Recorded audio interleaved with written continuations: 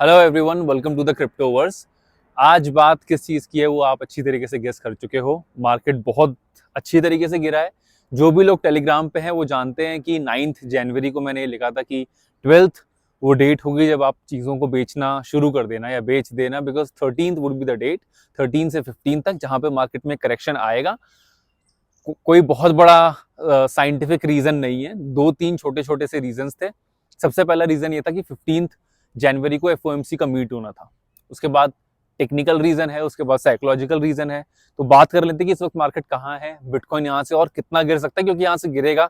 अगर अभी भी किसी को डाउट है तो शायद मतलब उतना अनवेवरिंग कन्विक्शन होना चाहिए कि नहीं, इसके बारे में भी बात कर लेंगे।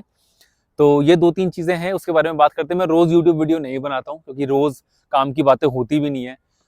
सिर्फ वीडियो बनाने के लिए मेरे पास उतना टाइम भी नहीं कि बस वीडियो बनाने के लिए वीडियो बनाऊँ। बट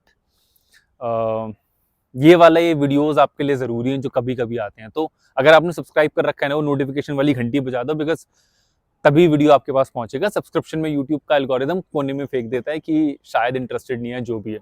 लाइक शेयर आप लोग कर ही लोगे। ये बहुत अच्छी सी जगह है, पीछे दिख रहा है कुतुब मीनार। मैं आया था कॉफ़ी पीने, बट आई थॉट कि यहाँ पे वीडियो भी बन जाएगा, स्किप भी नहीं होगा एंड कॉफ़ी भी हो जाएगी। एनीवेज, तो क्यों गिरी मार्केट? क्योंकि 15th को एफओएमसी का मीट है और 13th से इस एंटिसिपेशन में कि एफओएमसी के मिनट्स आ चुके थे। 9 जनवरी को ही आ गए थे, जिसमें 3 ऑफिशियल्स ने पहले ही बोल दिया है कि कोई कटवट आएगा नहीं। ठीक, लास्ट वाली मीट में भी जेरोम पाउल ने बोला था कि जो भी कट्स अभी तक आने थे वो आ चुके हैं। इन्फ्लेशन अभी तक उतना डाई डाउन नहीं हुआ है कि हम यहाँ से सारी चीज़ों को कट करना शुरू कर दें। ठीक, लेकिन इसके अलावा अगर आप टेक्निकल रीज़न देखो ना, तो एक बहुत सारे लोग बोल रहे हैं कि यहाँ से बिटकॉइन बहुत ज़्यादा गिरेगा क्योंकि head and shoulder technical reason की बहुत ज़्यादा बात हो रही है। एक बार उसके बारे में बात कर लेते हैं। सपोज ये हेड है, ये दोनों शोल्डर्स हैं, ये क्या है, और ये मेरी बेस लाइन आप समझ लो। तो ये बिटकॉइन की बेस लाइन है। तो हेड इज 108, जहाँ पे बिटकॉइन जाके रुका था। ये दोनों शोल्डर्स हैं 102। तो 102 पे गया था, 108, फिर वापस 102 पे आ गया था। And this is the base line of 92। तो बार बार बिटकॉइन 92 की बेस लाइन को टच कर रहा है। अच्छी तरीके से बहुत खूबसूरत सा हेड एंड शोल्डर बनाया उसने। 102, 108, 102, एंड यहाँ वापस बॉटम को शायद चौथी पांचवी बार टच किया है। इसलिए मैंने लिखा था कि 85K इज इनएविटेबल, और बहुत सारे लोग 85 का की उम्मीद में हैं। हेड एंड शोल्डर पैटर्न के हिसाब से it should go to 77, but वहाँ शायद ना जाए। चीज़ें वहीं 81, 82 के आसपास रुक जाएं। बट यहाँ से एक और 10K का red candle we might see, कि एक दिन में एक और 10K का रेड कैंडल बने। तो ये टेक्निकल रीजन था। दूसरा फंडामेंटल रीजन जो था वो एफओएमसी की मीट जो है 15 तारीख को, और उससे पहले कुछ भी उसमें नहीं होना है, तो उससे पहले ही मार्केट को गिरा देना है। एंड थर्ड बिगेस्ट रीजन है साइकोलॉजिकल रीजन। साइकोलॉजिकल रीजन इसलिए क्योंकि आप लोगों ने देखा होगा कि एआई एजेंट्स का जो माइंड शेयर था वो 72% के आसपास था इस वक्त। तो बहुत, एनवीडिया के सीईओ ने बोल दिया कि एआई एजेंट्स $1 ट्रिलियन इकोनॉमी है, सब कुछ है। इसीलिए बहुत सारे जो ब्लू चिप्स एआई एजेंट्स को लेके, इसीलिए हम लोगों ने कभी भी प्रीमियम गार्डियंस पे कोई एआई एजेंट स्पेसिफिकली जाके खरीदा नहीं। हम सिर्फ डिसेंट्रलाइज साइंस हमने खरीदा है अभी तक, क्योंकि उसका माइंड शेयर बस 2% का था। तो वहां पे अभी उतनी बाइंग थी ही नहीं कि हमारे ऊपर डंप हो सके। इसीलिए हमारा येस नो एरर 15 से बढ़ता बढ़ता 100 पे चला गया। ठीक है, और इसीलिए एआई एजेंट्स जो, जिसमें मैं बहुत ज्यादा कन्विंस्ड हूँ, लेकिन इसके बावजूद वो कल में 50% के आसपास गिर गए। बीट ज़ेरोप्रो, AIX या कुकी डाओ जो बाइनेंस पे अभी लिस्ट हुआ है, वो 30-40% गिर चुका है। वर्चुअल्स जो $5 बिलियन तक गया था, अब $2.5 बिलियन के आसपास है। But this is an opportunity, क्योंकि मुझे नहीं समझ आ रहा कि यहाँ पे एआई एजेंट्स या डिसेंट्रलाइज साइंस के अलावा और कौन सा बड़ा कन्विक्शन प्ले होगा जिसे लोग अभी लेंगे। देयर इज नो पॉइंट कि कोई जाके मेटावर्स ले ले, डिसेंट्रलाइज साइंस ले ले। देयर इज नो पॉइंट कि ट्रम्प के आने के बाद सारी चीजें बढ़े ही ना, खत्म ही हो जाए, ऐसा भी नहीं होगा। इवन आज ही तुलसी गबार्ड ने ये बोला है कि शायद यूएसए के लिए फायदेमंद रहेगा कि वो एक स्ट्रेटेजिक बिटकॉइन रिजर्व अपना तैयार करे खुद ही। ठीक, तो लॉन्ग टर्म के लिए I am not what do I से, डाउटफुल। बट ये है कि शॉर्ट टर्म कन्विक्शन, मैंने एक चीज़ आपके साथ शेयर भी किया है कि क्रिप्टो कोई भी सक्सेसफुल क्रिप्टो ट्रेडर या क्रिप्टो इन्वेस्टर है, the underlying fact is that you must have a strong opinion. Like I have a strong opinion, AI agents DeFi will do good, RWA will change the face of the finance. But that strong opinion, you should wear it like a loose garment. You should be ready to, quickly change it or just throw it off, क्योंकि बहुत quick market है. तो have a strong conviction, have a strong argument, but wear it like a loose garment. And strong conviction की बहुत ज्यादा बात होती है. You should have an unwavering conviction. वो बस आपका बिटकॉइन तक ही सीमित है. स्ट्रॉन्ग कन्विक्शन से ज्यादा यू मस्ट हैव अ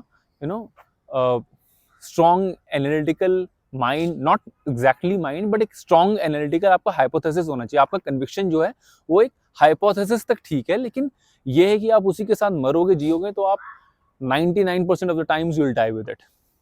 और इसीलिए मैं लगातार कह रहा था कि वो 13 से लेकर 20 तक you will get the opportunity, and अब लाल ही लाल दिखेगा आपको सब कुछ यहाँ से. ठीक है, you will see bitcoin going, it might go to 25 85 और समथिंग 85 इश.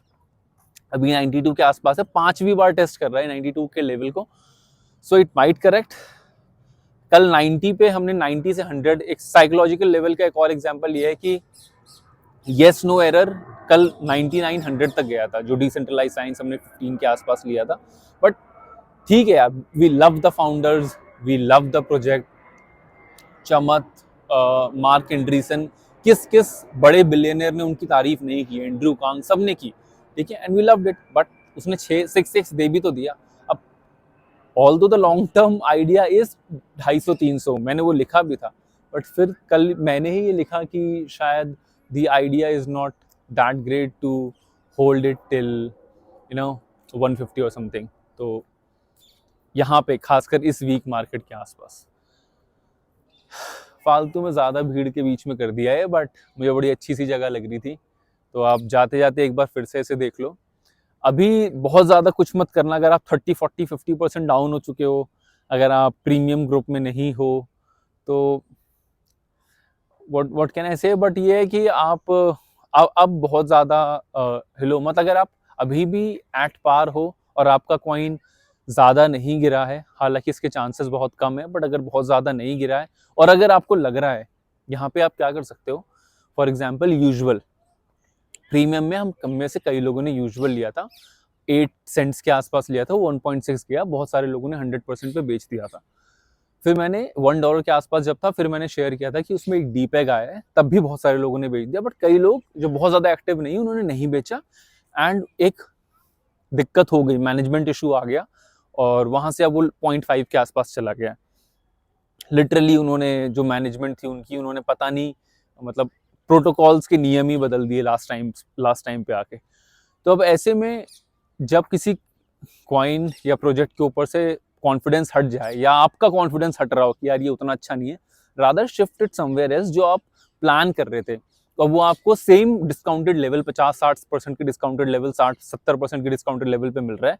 एंड यू थिंक कि ठीक है यार, 10 रुपये लगाए थे, 6 रुपये हो रखे हैं, आई नो, बट शायद वो वाला कॉइन जो मैं मिस कर गया था, सेम डिस्काउंट प्राइस पे दे रहा है, तो I can just shift it और स्वॉप इट विद इट, कि ये उतना जल्दी ना बढ़े, बिकॉज यहाँ पे नैरेटिव लैक हो रहा है, यहाँ पे कन्विक्शन लैक हो रहा है, यहाँ पे टेक्निकल रीजंस या मैनेजमेंट के कुछ इश्यूज हैं, या उस पर्टिकुलर नीश से ये कॉइन नहीं है जहाँ से इस वक्त ज़्यादा माइंड शेयर है, तो मैं इस तरफ शिफ्ट हो जाता हूँ.